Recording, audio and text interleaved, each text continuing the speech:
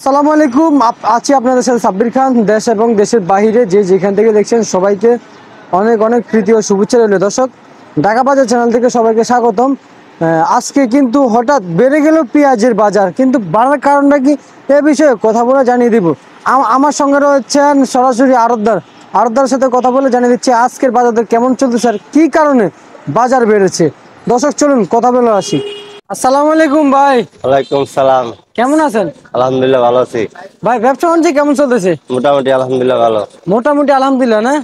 ভাই, আজকে পেঁয়াজের বাজার কি খবর, কমছে না বাড়ছে? আজকে কালকার থেকে 2 টাকা 3 টাকা বাড়ছে। কালকে থেকে 2 টাকা 3 টাকা বাড়তি, কি বলেন? পেঁয়াজের বাজার বাড়লো কেন? হঠাৎ করে মানে টিভিতে ঘোষণা দেয় যে এলসিপি আসবে।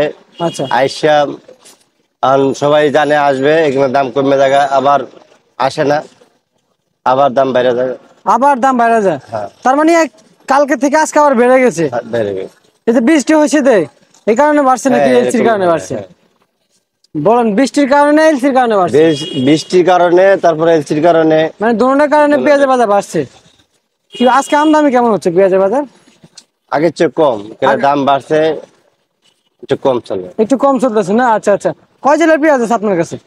আছে রাজবাড়ী, তারপরে তোমার পাবনার, 2 জায়গায় আছে। 2 জায়গার আছে না? এই যে ভিতরে এগুলো কত করে বিক্রি করতেছেন এগুলা?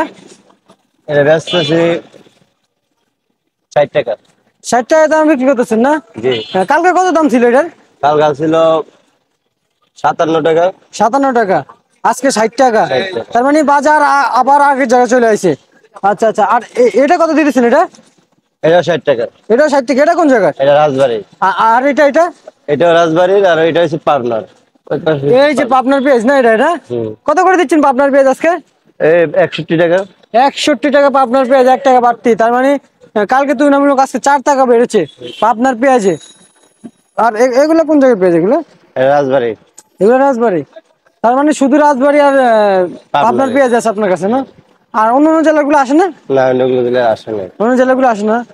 আচ্ছা আচ্ছা। ভাই, বাজারে কি এলসি পেঁয়াজ আসছে নাকি এখনো? আসে না, সেটা সরকার বলতে পারবে। বাংলাদেশে তো ঢুকছে এলসি পেঁয়াজ। সেটা আমরা বলতে পারি নাই, কারণ আমাদের এলাকায় আসে নাই, আমরা বলতে পারি না। আপনাদের এলাকায় আসে না, আপনারা বলতে পারেন না না? আচ্ছা আচ্ছা, বুঝতে পারছি। ভাই, সামনে কি আরো কমার কোনো সম্ভাবনা আছে কিনা? সামনে যদি এলসিপি আসে তাহলে কমবো, আর যদি এলসিপি না আসে তাহলে বাজারে এরকম থাকবো। তার মানে এলসি পেঁয়াজের উপর বাজার নির্ভর করবে এখন না? আচ্ছা আচ্ছা। তো আপনি এলসি পেঁয়াজ নিয়ে কি বলতেছেন এখন? এলসিপিএস তো আসতেছে না, একবার বলে আসবো, একবার বলে আসবো না, এই। আর কৃষক কি এখন কি ন্যায্য দাম পাচ্ছে কিনা? হ্যাঁ, হ্যাঁ। এই গত কয়েকদিন আগে তো বাজার দাম কমার সময় কৃষক কম, বলতেছে ন্যায্য একটু দাম কম পাচ্ছে ছিল, না। এখন তো বাড়ছে, কৃষকের জন্য একটু ন্যায্য ভালো। দাম পাচ্ছে, তার মানে কৃষকের জন্য একটু ভালো হয়েছে না? ভালো। আচ্ছা আচ্ছা। 60 টাকা কিনে কত টাকা বিক্রি করবে ভাই?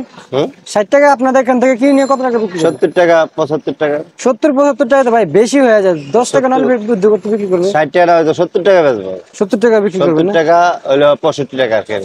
আচ্ছা, ঠিক আছে ভাইজান, আপনাকে ধন্যবাদ। দর্শক, এই ছিল আমার সর্বশেষ খবর মিরপুর 1 নম্বর থেকে আজকের পেঁয়াজের বাজার আপডেট।